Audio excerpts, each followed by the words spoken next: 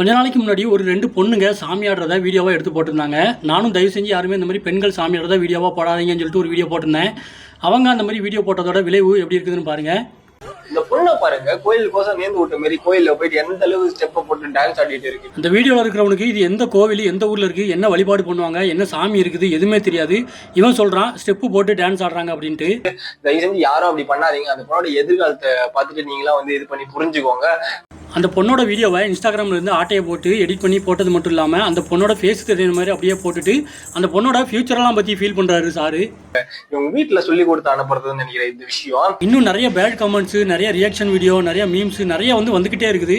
இதுக்கு எல்லாமே காரணம் யார் அப்படின்னு பார்த்தீங்கன்னா, இப்போ கோவிலேருந்து வீடியோ எடுக்கிறாங்க பார்த்தீங்களா, அவங்க தான் முக்கியமான காரணம். பெண்கள் சாமியாரத வீடியோ எடுத்து நீங்கள் சோஷியல் மீடியாவில் போடுறதுனால அவங்க இந்த மாதிரி நிறையா நம்மளை கேவலப்படுத்திட்டு இருக்கிறாங்க. தயவு செஞ்சு யாராவது உங்கள் ஃபேமிலியில் இருக்கிறவங்க சாமி ஆடாங்கன்னா சுற்றி நிறைய பேர் வீடியோ எடுக்கிறாங்கன்னா அவங்ககிட்ட சொல்லிடுங்க வீடியோ எடுக்காதீங்கன்ட்டு. ஆரம்ப கட்டத்தில் என்னோட சேனல்லே ஒரு சில பெண்களை சாமி ஆடுற மாதிரியான வீடியோக்கள்லாம் போட்டிருந்தேன். அது அவங்க என்னை காண்டாக்ட் பண்ணுற மாதிரி என்னோட காண்டாக்ட் நம்பர் எல்லாமே கொடுத்துருந்தேன். அவங்க காண்டாக்ட் பண்ணால் அடுத்த செகண்டே ஏன் என்னென்னு ரீசன் கூட கேட்காம நான் டெலிட் பண்ணிடுவேன். ஆனால் இவங்ககிட்ட நம்ம போய் மெசேஜ் பண்ணால் நம்ம மாதக்கணக்காக மெசேஜ் அனுப்பிக்கிட்டே தான் இருக்கிறோம். பார்க்கவும் மாட்டேங்கிறாங்க, வீடியோ டெலிட்டும் பண்ண மாட்டேங்கிறாங்க.